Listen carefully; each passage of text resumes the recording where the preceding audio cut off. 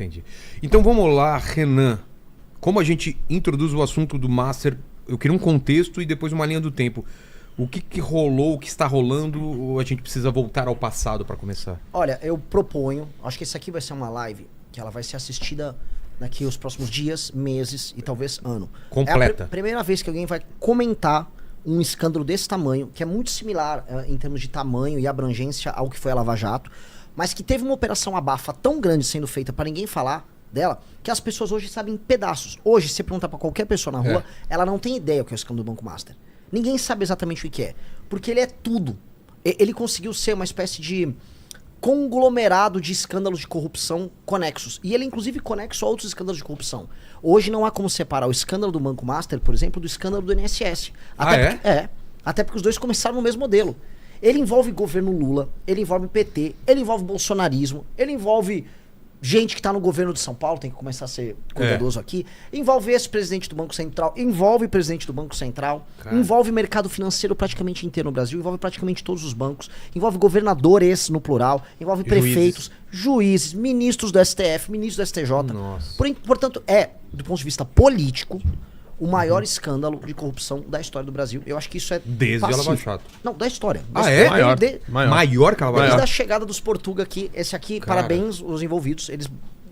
E não é à toa, né? A vida tem dessas coincidências. O pedido de registro do Banco Master, ele ocorreu um dia depois do fim da Lava Jato.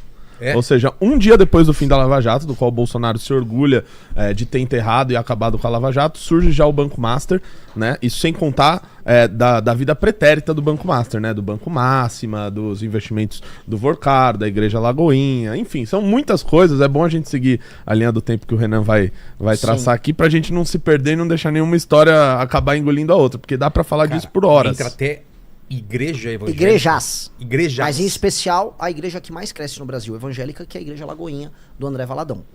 Inclusive, só pra falar, nós fomos os primeiros no nosso campo. Nós fomos os primeiros, acho que na internet, a fazer vídeos grandes explicando o vínculo com a Lagoinha. Nós fomos os primeiros, no caso, eu posso trazer pra mim. Eu fui o primeiro a falar e trazer luz ao Fabiano Zettel, que é um dos maiores, vou colocar aqui de maneira clara, compradores de consciência desse país. Tá? Cara, e operador gostei muito desse eufemismo. Comprador de consciência é maravilhoso. Um dos grandes compradores de consciência da história desse país. Pastor da Igreja Lagoinha. Promotor de festas. Aquele bombadão? Aquele bombadão. Promotor Coloca a foto dele pra pessoal ver. Não, assim, se puder alguém botar a foto, imagine que esse cara, ele é um investidor de venture capital. Olha só, um investidor de venture capital. Explica o que é venture capital. Você investe em empresas que estão crescendo, é uma atividade de risco. Então você se torna, o seu investimento é se tornar acionista de empresas menores, que podem ser, vamos dizer, startups que têm grandes possibilidades de crescimento. Então é uma atividade de muito risco. A maior parte das vezes que você investe, as empresas não dão certo, mas quando dá certo, dá muito certo. Estou explicando assim de maneira muito simples. Então eles entram, vamos dizer, em investimentos com grandes promessas de crescimento. Muitas delas falham, outras dão certo. Ele é um investidor de venture capital. Ele é pastor da Igreja Lagoinha. Ele era pastor da Igreja Bola de Neve. Ele é um advogado responsável por recuperações judiciais colossais. Participou de atividades jurídicas ligadas à Gafisa, Ambipar e muitas outras, tá? Ele também é o cunhado do Daniel Porcaro. E ele tem... Que é casada com a Natália, que também é pastora da Lagoinha. E veja só que incrível, a esposa dele, que é a irmã do Daniel Porcaro, vem ser também pastora da Igreja Lagoinha, tá? Então, é uma rede de conexão bem ampla. Bem ampla. E se vocês darem uma olhada na lata dele, né? Um naipe meio bombadão de... Parece assim, um cara da turma do Pablo Marçal, parece ser um vendedor de curso do Pablo Marçal. Você vai olhar e falar, cara, esse cara não é investidor de venture capital e muito menos esse cara é um pastor, tá? Esse cara é o que ele é e ele é um dos pivôs desse escândalo todo. É Fabiano Zettel, com 2 T's, tá? Você vai olhar e fala, não acho que esse cara seja um investidor de venture capital, tá bem? Mas eu vou começar com um presente, e aí o que eu proponho aqui pra gente fazer é eu jogar o que tá rolando agora no momento, e aí a gente vai voltar lá pra 2018, 2000... Não, mentira, a gente vai voltar pra 2004. 2004, tá. 2004. Hoje, o que está acontecendo? Hoje, se vocês estão nos assistindo, ligarem, vamos à internet, foram pro Twitter, ligar a internet é feio, né? Eu tô velho. Vocês vão ver o Nicolas e um bando de rapazes do PL marchando pra Brasília, dizendo que vão lutar por um mundo melhor, por um Brasil melhor. É bem vago. Alguns acham que é pelo Bolsonaro, outros acham que é pela liberdade. Na prática, o Nicolas saiu andando lá da fronteira de Minas com Brasília, foi lá os puxa-sacos dele e estão gravando o vídeo. Dentre os caras que estão presentes com ele, tem um rapaz chamado Cardoso pelo Mundo. É um criador de conteúdo. Não, esse é que ele tá dando RT, que tá desculpa, vídeo sobre isso. Dentre as pessoas que estão divulgando, tem um rapaz chamado Cardoso pelo Mundo. O Cardoso pelo Mundo, assim como é que é o nome dele? Renault? Marcelo Renault. São produtores de conteúdo que foram arrolados naquela lista de produtores de conteúdo que foram supostamente comprados pelo Banco Master para defender o Banco Master. Supostamente. Assim, eu posso dizer que supostamente o Cardoso gravou vídeos, né? Houve os vídeos de ataque ao Banco Central e defesa do Banco Master, tá? É esse cara aí, o bombadão lá do... Esse é o Fabiano Zeta. Tá. Esse cara é um empresário de Venture Capital, advogado que faz grandes... É o maior advogado de recuperações judiciais do Brasil, pelas supostas... vamos colocar aqui, pelos supostos honorários gigantescos que ele recebia. E pastor evangélico. Assim, o cara é um multitude. E sem medo de dizer, ele é um dos maiores criminosos do Brasil. Ele foi preso recentemente, né? Como tudo no Brasil, ele foi solto logo no dia seguinte. Mas esse cara, junto com o cunhado dele, Daniel Vorcaro, fizeram esse esquema que é um dos mais bizarros já vistos. Essa galera que tá indo pra lá pra Brasília e tal, né? Tô pegando isso porque me soa, tá? Como uma gigantesca operação abafa, como muitas outras que estão acontecendo, para esse escândalo do Banco Master, que tem inúmeras consequências agora caindo no colo de todo mundo. As consequências estão caindo agora no colo do governo do PT? Sim. As consequências estão caindo no colo, por exemplo, do Tarcísio e de parte do mercado financeiro da Faria Lima? Sim.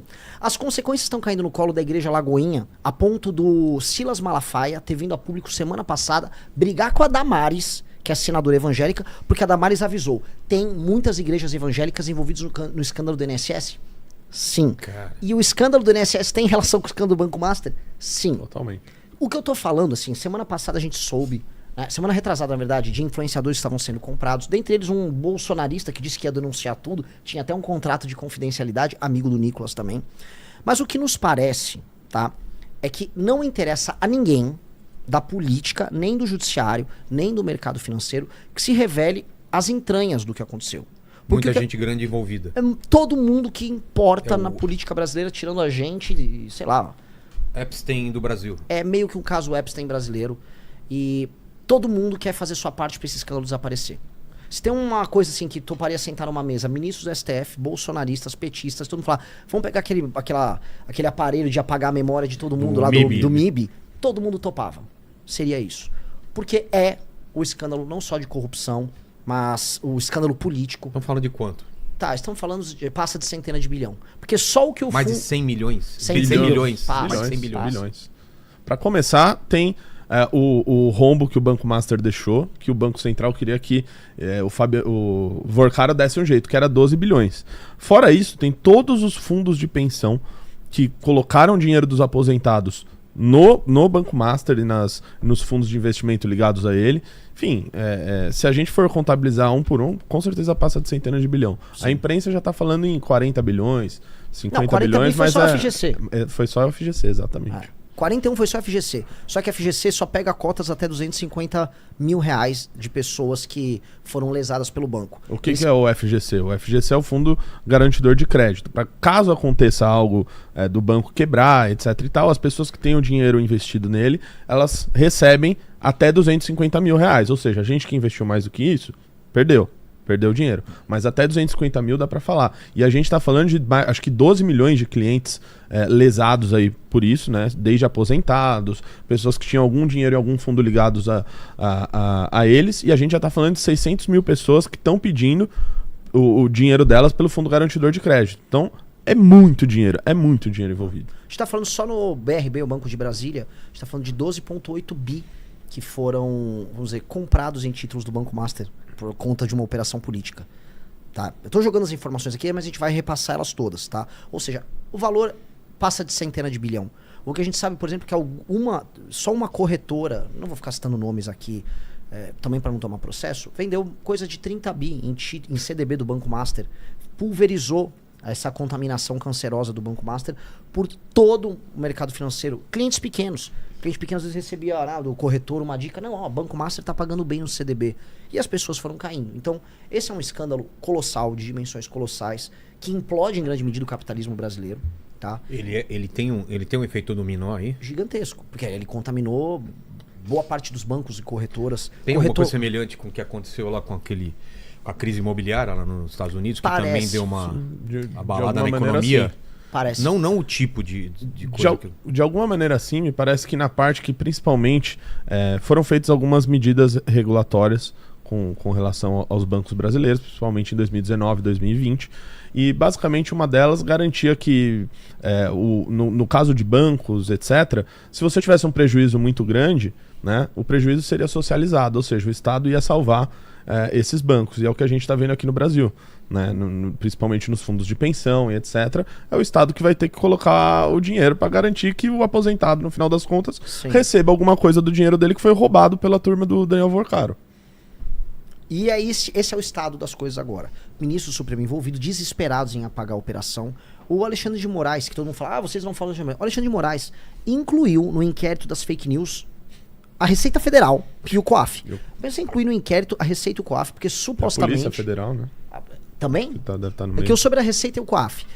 Porque supostamente os dois estariam atentando contra o STF, porque eles estavam adotando procedimentos que poderiam lesar a liberdade da Suprema Corte, mas basicamente membros da Suprema Corte tiveram relações bem próximas ali com o Banco Master, sim. Tenho que ser muito cuidadoso aqui também com as palavras, mas é tudo, só estou trazendo informações muito públicas, boa parte delas, vamos dizer, atestadas por contratos, se tornaram também muito públicos. Eu acho que o estado das coisas hoje é esse, tá? É um escândalo que estoura para valer durante o governo Bolsonaro, continua durante o governo do Lula, envolve gente de todos os, vamos dizer, todo o espectro político. E Brasília, assim, se pegarem o celular do Vorcaro e realmente soltarem o que tá ali dentro, o mesmo coisa do Fabiano Zettel, e se pegarem, e se esses caras fizerem uma delação, Brasília cai. E aí a gente tem que ver o que vai restar, vamos dizer, de país pra gente recuperar depois, tá? Então, o estado hoje das coisas, eu for fazer uma radiografia, é essa.